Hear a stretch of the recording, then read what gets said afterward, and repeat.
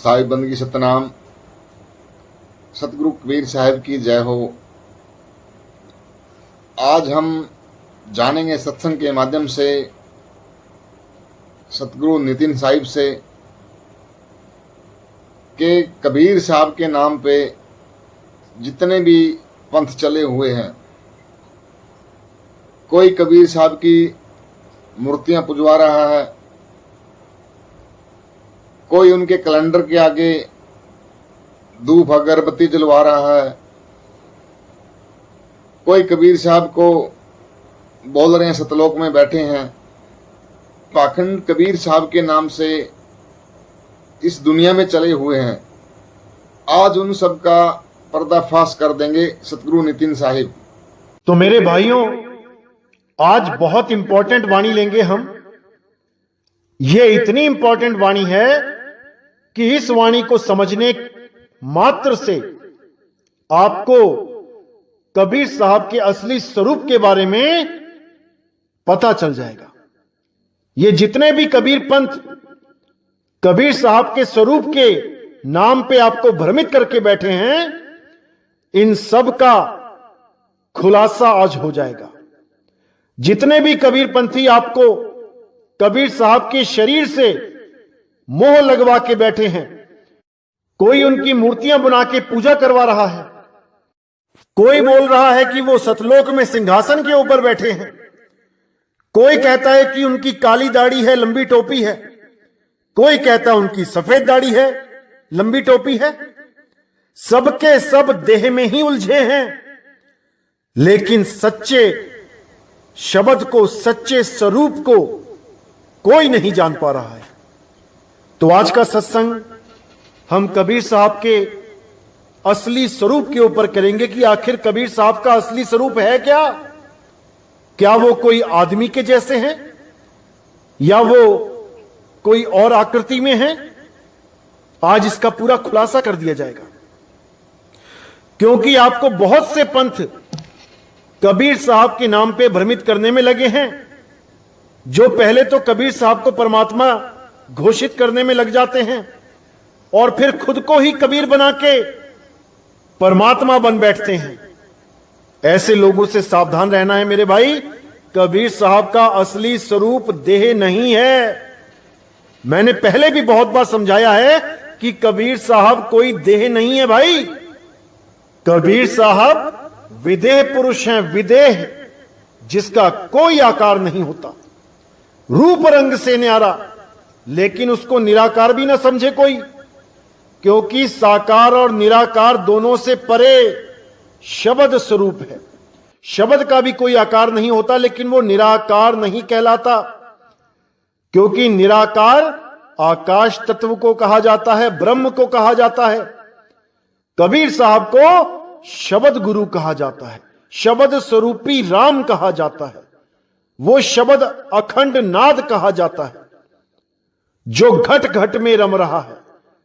सब घट मेरा साइया सुनी सेज ना कोए, बलिहारी व घट की जिस घट प्रगट होए।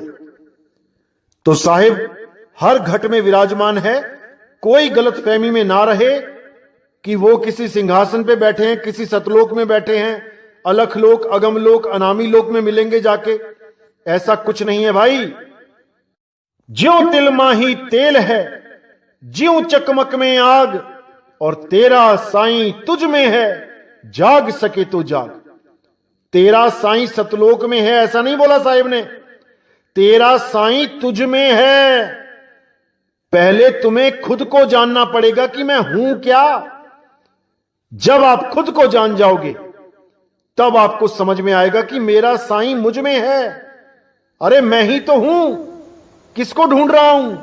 मेरा साईं मुझ में विराजमान है। इसीलिए साहिब ने बोला, आत्म चीन्हे परमात्म चीन्हे, संत कहावे सोए, और यह भेद काया से बाहर, बूझे बिरला कोय। आत्मा को चीनोगे तभी परमात्मा मिलेगा, क्योंकि तेरा साईं तुझ में है। पहले तुझ में यानी कि अपने स्वरूप को जानना पड़ेगा, तब समझ में आएगा कि मेरा साईं तो मुझ में ही है, वो मुझसे अलग हो ही नहीं सकता। लेकिन ये भेद की बातें हैं भाई, ये समझ की बातें हैं, इनको समझना पड़ता है। तो आज का सत्संग हम उस अनमोल वाणी पे करेंगे जिसको समझने के बाद आपके सारे भरम के पर्दे खत्म हो जाएंगे कि कबीर साहब का असल में रूप क्या है, कबीर साहब का असल में नाम क्या है। बहुत इंपॉर्टेंट सत्संग है, आपने पूरा विचार करना है, पूरा विवेक लगा देना है इस वाणी को समझने में। तो क्या कहती है वाणी? नहीं कबीर नहीं धर्मदासा, अक्षर एक सकल घटवासा, सत्य पुरुष वाही सो कहिए, आदि अंत अक्षर गह रहिए। अब यहां पे साहिब ने बिल्कुल क्लियर कर दिया कि जो लोग केवल सोचते हैं कि कबीर कबीर नाम जपते रहें तो हमारी मुक्ति हो जाएगी, या अन्य पंथ के जो लोग हैं वो सोचते हैं अपने गुरु को याद करते रहें, अपने गुरु का नाम जपते रहें, मुक्ति हो जाएगी, तो दोनों को ही मना कर दिया साहिब ने कि नहीं कबीर नहीं धर्मदासा। ना तो कबीर कबीर करने से मुक्ति होगी और ना ही धर्मदास धर्मदास करने से, ना ही गुरु का नाम जपने से, ना ही किसी शिष्य का नाम जपने से। इसीलिए साहिब ने यहां पे गुरु और शिष्य के शरीर का भेद ही खत्म कर दिया कि ना तो गुरु के शरीर को परमात्मा मानो और ना ही शिष्य के शरीर को। यहां पे बिल्कुल क्लियर कर दिया कि नहीं कबीर नहीं धर्मदास, इन दोनों में से वो परमात्मा कोई भी नहीं है। शरीर परमात्मा नहीं है तो क्या है परमात्मा? साफ बोल दिया कि अक्षर एक सकल घटवासा, यानी वो एक अखंड अक्षर, अक्षर यानी अविनाशी, वो एक अखंड नाम जो सकल घटों में विराजमान है, वही परमात्मा है। क्योंकि बहुत से ऐसे अधूरे गुरु हैं जो आपको कबीर साहब के सिद्धांत के बारे में बताते बताते कबीर साहब की देह के पीछे लगवा देते हैं, कबीर साहब की देह को ही परमात्मा घोषित कर देते हैं। कई ऐसे पंथ हैं, कई ऐसे भगत हैं जो कहते हैं हमें कबीर साहब ने दर्शन दिए, हमें कबीर साहब ने मंत्र दिए सपने में, हमें कबीर साहब ने काली दाढ़ी में दर्शन दिए, फिर हमें सफेद दाढ़ी में दर्शन दिए। ऐसे भरमाने वाले बहुत हैं। आपने पूरा विवेक लगाना है कि भाई जो चीज बदलती है वो परमात्मा नहीं हो सकता। परमात्मा एक रस होता है, वो अखंड होता है। इसीलिए बोला कि नहीं कबीर नहीं धर्मदासा, अक्षर एक सकल घटवासा, यानी शरीरों को और नामों को दोनों को खंडन कर दिया यहां पे। क्योंकि कबीर साहब का भी शरीर बदला है। यहां पे बच्चे के रूप में आए, फिर थोड़े बड़े हुए, फिर जवान हुए, फिर बूढ़े होके चले गए। तो उन्होंने भी यहां बताया कि शरीरों का ध्यान नहीं करना है, शरीरों के चक्कर में नहीं पड़ना है। वही हाल धर्मदास जी का था। जब यहां पैदा हुए तो बच्चे थे, फिर बड़े हुए, फिर और बड़े हुए, बूढ़े हो गए। तो यहां बिल्कुल शरीरों से अलग कर दिया गया कि नहीं कबीर नहीं धर्मदासा, अक्षर एक सकल घटवासा। उस एक अक्षर अविनाशी को जानो जो सकल घट में वास कर रहा है, हर आत्म घट में विराजमान है। अब आगे कहते हैं सत्य पुरुष वाही सो कहिए, आदि अंत अक्षर गह रहिए, कि तुम सत्य पुरुष उसी को मानो, उसी आदि अक्षर को। आदि अंत अक्षर गह रहिए, उसी आदि अक्षर का सिमरण करो, अंत समय में उस आदि अक्षर का ध्यान करो, तो तुम सदा सदा के लिए उस आदि अक्षर में, उस सत्य नाम में, उस सत्य शब्द में समा जाओगे। फिर तुम्हारा आना जाना सदा के लिए खत्म हो जाएगा। तो आगे कहते हैं अक्षर मूल और सब डारा, शाख समैनी पत्र पसारा, कथा जो कही कही ज्ञान सुनावा, यही भांति संसार बुझावा, जिन बूझा तिन धोखा माना, सकल बात मिथ्या कर जाना। अब यहां पर बहुत विवेक लगाने की जरूरत है, बहुत ज्यादा। तो साफ बोल दिया कि अक्षर मूल और सब डारा। वो मूल अक्षर है, सबका मूल, वो आदि अक्षर। ये 52 अक्षर नहीं है जो इंसानों ने बनाए हैं, वो आदि अक्षर सबका मूल है। क्या हिंदू, क्या मुसलमान, क्या सिख, क्या पारसी, सबका वो मूल आदि अक्षर है। और शाख रमैनी पत्र पसारा, यानी ये जितनी भी रमैनियां हैं, जितने भी ग्रंथ हैं, ये उसकी शाखा और पत्र यानी कि पत्ते हैं। मूल क्या है? वो आदि अक्षर। तो कहते हैं कथा जो कही कही ज्ञान सुनावा, यही भांति संसार बुझावा। यानी इस आदि अक्षर के बारे में, इसको समझाने के लिए मैंने ज्ञान को कथा के रूप में समझाया। कथा जो कही कही ज्ञान सुनावा। जैसे आपको पता है कि धर्मदास जी को 100 बार समझाया ये मूल ज्ञान, लेकिन वो समझ नहीं पाए। क्यों नहीं समझ पाए? क्योंकि इतना विवेक उनमें नहीं था। इसीलिए उनको समझाने के लिए एक कथा का निर्माण किया कि परमात्मा के 16 पुत्र थे, वहां से ऐसे ऐसे काल ने भक्ति करी, अलग देश मांग लिया, वहां से अष्टांगी को भेजा गया सृष्टि रचना के लिए। तो जब ये कहानी सुनाई तो उनको जल्दी समझ में आ गया। और आप लोग भी यही कहानियां सुन सुन के कबीर साहब को इष्ट मान के बैठे। यही अनुराग सागर की कहानी पढ़ के आपने कबीर साहब को अपना इष्ट मान लिया। अब लेकिन कहानी के द्वारा उनका स्वरूप नहीं समझ में आ सकता कि कबीर साहब हैं क्या, क्योंकि आपकी कल्पना शरीर से आगे जा ही नहीं सकती। आपने ब्रह्मा जी, विष्णु जी, महेश जी को भी शरीर माना, अष्टांगी जी को भी शरीर माना, आगे काल भगवान को भी शरीर मान लिया और कबीर साहब को भी शरीर मान लिया, क्योंकि शरीर से आगे आप बढ़ ही नहीं सकते। इसीलिए साहिब ने यहां बोला कि जो मैंने ये सारा ज्ञान सुनाया कथा के रूप में, वो केवल उस आदि अक्षर को समझाने के लिए बताया, क्योंकि मेरा असली स्वरूप आदि अक्षर है। मेरा स्वरूप देह स्वरूप नहीं है। देह तो मैं धारण करके आता हूं तुम लोगों को समझाने के लिए, और जब तुमको समझा के मैं चला जाता हूं तो मैं फिर से उस विदेही स्वरूप में आ जाता हूं, जिसको अखंड नाद सार शब्द बोला गया है, जिसको शब्द गुरु बोला गया है। उसी के लिए साहिब ने बोला हम हैं शब्द, शब्द हम माही, और हम से भिन्न और कछु नहीं, कि मेरा असली स्वरूप शब्द है और देह तो केवल तुम्हें समझाने के लिए धारण की जाती है। असल में मैं विदेही हूं, विदेही। तो इसी के लिए बोला कथा जो कही कही ज्ञान सुनावा, यही भांति संसार बुझावा।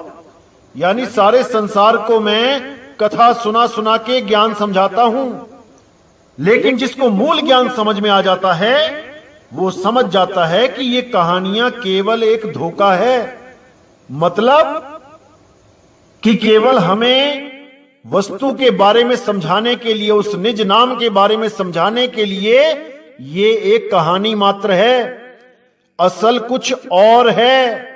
इसीलिए बोला कि जिन बूझा तिन धोखा माना, सकल बात मिथ्या कर जाना। कि जिसने उस मूल ज्ञान को समझ लिया वो समझ जाता है कि ये जितना भी ये कहानी ज्ञान सुनाया जा रहा है, जिसको पवित्र ज्ञान बोला है, क्योंकि अपवित्र तो ये भी नहीं है, ये भी बड़े तगड़े भाग हों, बहुत उच्च भाग हों तो समझ में आता है, नहीं तो ये भी समझ में नहीं आता। इसलिए साहिब ने बोला था पवित्र ज्ञान तुम जग में भाखो, मूल ज्ञान गुप्त कर राखो। यानी ये कहानी ज्ञान तुम बताओ दुनिया में, लोगों को बताओ काल के बारे में, त्रिगुण के बारे में, माया के बारे में और कबीर के बारे में, ताकि कम से कम लोगों को कबीर के नाम से तो प्रेम हो, कबीर साहिब से तो प्रेम हो। तो पवित्र ज्ञान भाखो, लेकिन मूल ज्ञान मत भाखना, क्योंकि मूल ज्ञान तब बताया जाएगा जब मेरे 13वें पंथ का उजागर होगा। पूरी दुनिया में उस मूल ज्ञान का डंका बजेगा जब सही समय आएगा। और सही समय कब आएगा? जब 12वें पंथ का नाश हो जाएगा। तो आपको मैंने जैसे बताया कि 12वें पंथ का नाश कब हुआ, 11 अक्टूबर 2018 को, और 13वें पंथ का उजागर कब हुआ, 13 अक्टूबर 2018 को। और तब से ये पूरे विश्व में मूल ज्ञान का डंका बजा रहा है। बहुत से देशों से फोन आते हैं, अलग अलग पंथों के लोगों के फोन आते हैं, क्योंकि इस पंथ में कबीर साहब का वचन है कि इस पंथ में सब पंथ समा जाएंगे। जो भी इस सत्य ज्ञान को समझेगा वो इस सत्य से अलग नहीं रह पाएगा। वो सब पंथों को छोड़ के, वो सब धर्मों को छोड़ के, वो सब जात पात को छोड़ के इस पंथ में समा जाएगा और सत्य को प्राप्त कर लेगा। तो इसीलिए साहिब ने बिल्कुल क्लियर कर दिया कि जिन बूझा तिन धोखा माना, सकल बात मिथ्या कर जाना।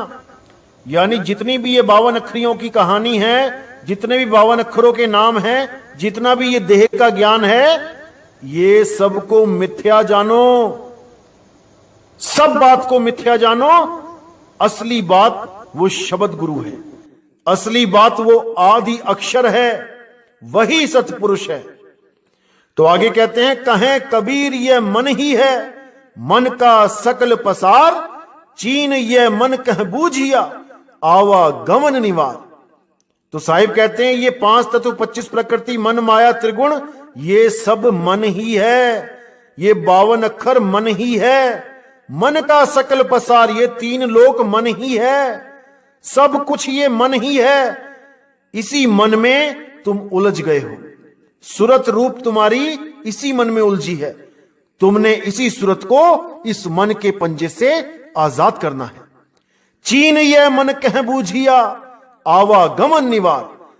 कह रहे चीन्हो कि ये मन कहां है, इसको बूझो। अगर इसको बूझ लिया तो समझो आवागमन निवार, तुम्हारा आना और जाना सदा के लिए खत्म हो जाएगा। लेकिन बिना मन को बूझे उसे नहीं मार सकते। जब तक दुश्मन का पता ना हो उसको खत्म नहीं कर सकते। इसीलिए साहिब ने बोला, मन को मार गगन चढ़ जाई, मान सरोवर पैठ नहाई। कि जब तक इस मन को चीनोगे नहीं, जब तक काल को जानोगे नहीं, काल के सिर पे पैर कभी नहीं रख सकते। पहले तुम्हें काल को समझना पड़ेगा, काल है क्या, उसके बाद उस काल के सिर पे पैर रखना पड़ेगा और तभी तुम्हारी मुक्ति होगी, अन्यथा नहीं होगी। इसीलिए साहिब ने बोला, काल के माथे पांव दे, सतगुरु के उपदेश, साहिब बाह पकड़ के ले चले अपने देश। कि वो अपने देश, अपने सत्य स्वरूप में तुम्हें स्थित कर लेगा, लेकिन तुम्हें काल के सिर पे पांव रखना ही पड़ेगा और कोई चारा नहीं मेरे भाई।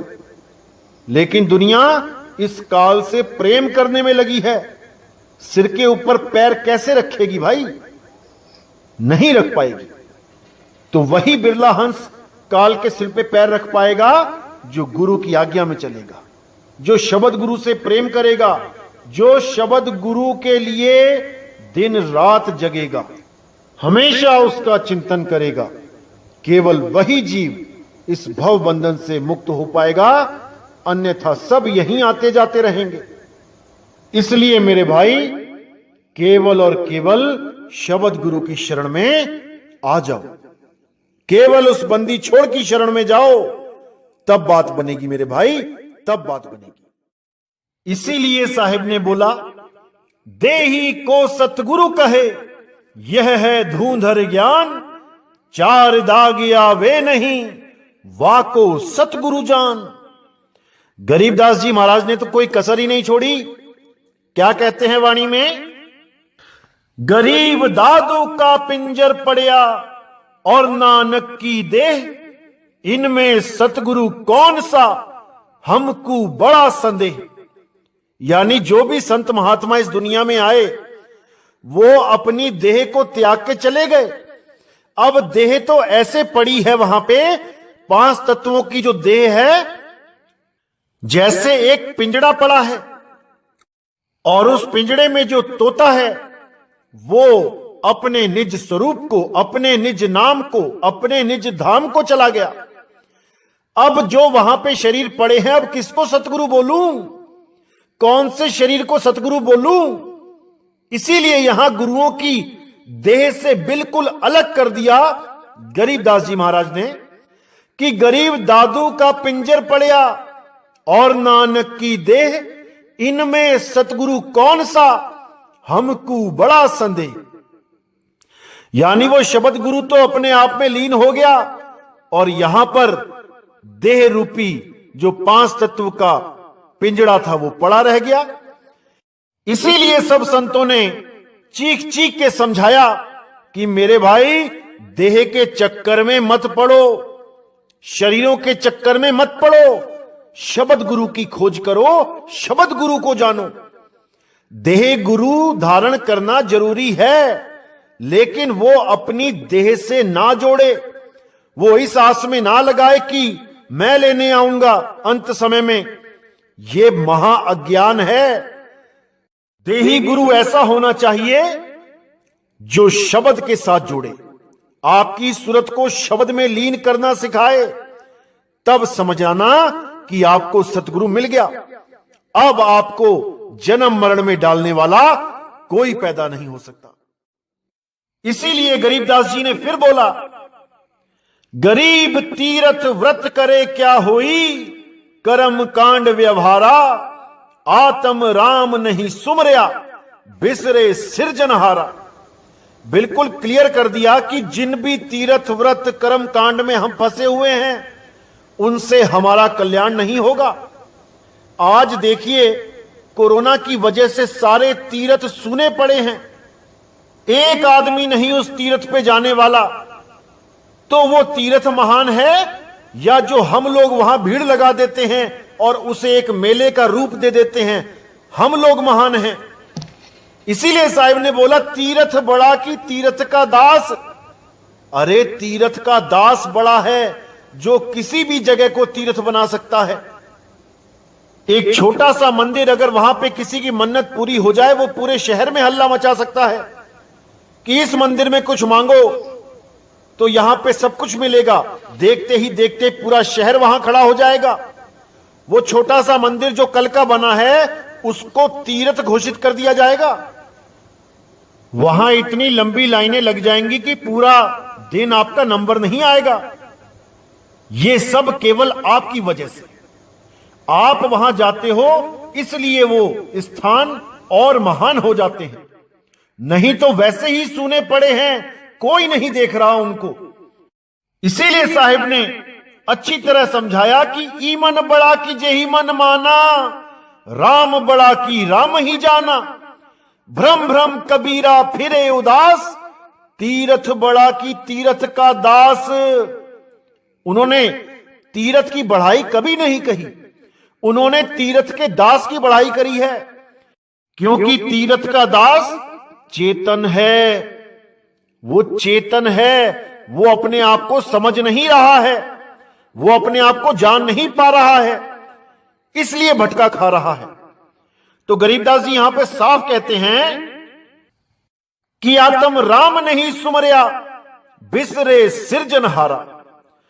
कि तीर्थ में जाते रहे, कर्मकांड करते रहे, दिए जलाते रहे देसी घी के, मूर्तियों की पूजा करते रहे, कैलेंडर पूजते रहे, फोटो पूजते रहे, लेकिन आत्म राम को भूल गए। उस आत्म राम की सुध नहीं रही, उस सिरजनहार को बिसर गए। इसी बात को कबीर साहब ने भी समझाया कि आत्म ज्ञान बिना नर भटके, कभी मथुरा कभी काशी, जल में मीन प्यासी, मोह देखत आवे हासी।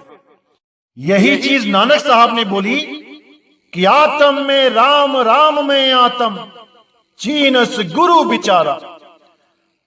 इसीलिए कबीर साहब ने बोला, तेरा साईं तुझ में है, जाग सके तो जाग। कि तेरा साईं कहीं बाहर नहीं है जो किसी तीर्थ मूर्त में ढूंढ रहा है कि घी की जोत जगा रहा है, घी के दिए जगा रहा है, सोच रहा है परमात्मा घी से खुश हो जाएगा घी जलाने से। अरे नहीं भाई, परमात्मा आपके भाव देखता है। आपके भाव कैसे हैं? गरीबदास जी ने तो यहां तक कह दिया, गरीब ब्रह्म कहो अविगत कहो, कर्ता कहो करीम, कादर बेपरवाह है, रमता राम रहीम। यहां गरीबदास जी साफ कहते हैं कि ब्रह्म कहो अविगत कहो, कर्ता कहो करीम, उस परमात्मा को आप किसी भी नाम से पुकारो, उससे कोई फर्क नहीं पड़ता। आप चाहे उसको राम कहो, चाहे कृष्ण कहो, चाहे हनुमान कहो, चाहे अल्लाह कहो, चाहे वाहेगुरु कहो, इससे कोई फर्क नहीं पड़ता। चाहे जीसस कहो, चाहे बुद्ध कहो, चाहे जैन कहो, इससे कोई फर्क नहीं पड़ता। उसको इससे कोई मतलब नहीं। वो तो सब पे दयाल है, सबको ताकत दे रहा है, सबको पानी खाना सब दे रहा है, सब कुछ सबको मिल रहा है। वो कभी किसी में भेदभाव नहीं करता। आज हम सोचते हैं कि हमारे देश में केवल हिंदू रहें, मुसलमान भाग जाएं, या मुसलमान सोचते हैं कि हमारा देश मुस्लिम राज्य घोषित हो जाए, हिंदू भाग जाएं। अरे इससे कोई फर्क नहीं पड़ता उसको कि कौन कहां पे है, कितनी आबादी में है, कौन सा देश, कौन सा राज्य, कौन से धर्म से लिंक है। वो तो सबको एक दृष्टि से देखता है। अगर अल्लाह केवल मुसलमानों का होता तो क्या एक भी हिंदू, एक भी क्रिश्चियन इस दुनिया में जी पाता? क्या कोई भी सरवाइव कर पाता इस दुनिया में? अगर अल्लाह केवल मुसलमानों का होता, अगर भगवान राम केवल हिंदुओं के होते, तो क्या कोई मुसलमान, कोई ईसाई, कोई जैनी टिक पाता इस दुनिया में? क्या वो सबको खत्म नहीं कर सकते थे? जो ये सारा बीड़ा आपने उठा लिया है कि हम हिंदुओं को खत्म कर देंगे, हमें 15 मिनट की मोहलत मिल जाए, या हिंदू कह रहे हैं हम मुसलमानों को काट के रख देंगे, हमें सरकार थोड़ी देर के लिए छूट दे दे। अरे मेरे भाई, हम यहां पे जीने आए हैं, बंदगी करने आए हैं। हमें यह मानुष चोला इसलिए दिया गया है ताकि हम इस चोले में रह के उस परम पिता परमात्मा को प्राप्त कर सकें, उस अल्लाह को, उस वाहेगुरु को प्राप्त कर सकें, ना कि अपने ही द्वारा बनाए गए चंद अक्षरों का सहारा लेके उसके नाम पे लड़ते रहें। अरे जब इंसान को पढ़ना लिखना भी नहीं आता था, कोई अक्षर नहीं था इस दुनिया में, कोई भाषा नहीं थी, तब कहां थे तुम्हारे धर्म, कहां थे तुम्हारे भगवानों के नाम, कहां थे तुम्हारे अल्लाह वाहेगुरु के नाम? ये नाम इंसान ने बनाए हैं, समझ जाओ इस बात को। इंसानों ने अक्षरों की खोज करी, अक्षरों के द्वारा ही अक्षरों को जोड़ जोड़ के शब्द बनाए गए, शब्दों से ही दुनिया भर के नाम बनाए गए, धर्मों के नाम, जात के नाम, आदमी औरत के नाम, जानवरों के नाम, पेड़ पौधों के नाम, ये सब इंसानों ने बनाए हैं। और इन्हीं नामों के चक्कर में आज ये अपने ही भाइयों का दुश्मन हो गया है। वो मुसलमान हिंदू को देख के राजी नहीं है, हिंदू मुसलमान को देख के राजी नहीं है, केवल नाम की वजह से कि वो उस शक्ति को, उस परमपिता को अल्लाह कह के याद कर रहे हैं, और हिंदू उस परमपिता को राम कह के, कृष्ण कह के याद कर रहे हैं, और कबीरपंथी उसको कबीर कह के याद कर रहे हैं। लेकिन सबके सब अक्षरों में ही उलझे हैं। कबीर साहब ने तो निबेड़ा ही कर दिया।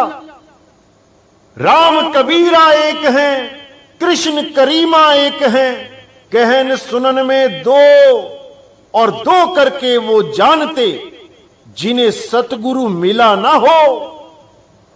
वो लोग दो करके झगड़ा करते हैं, लड़ाई करते हैं, जिनको सतगुरु ना मिला हो।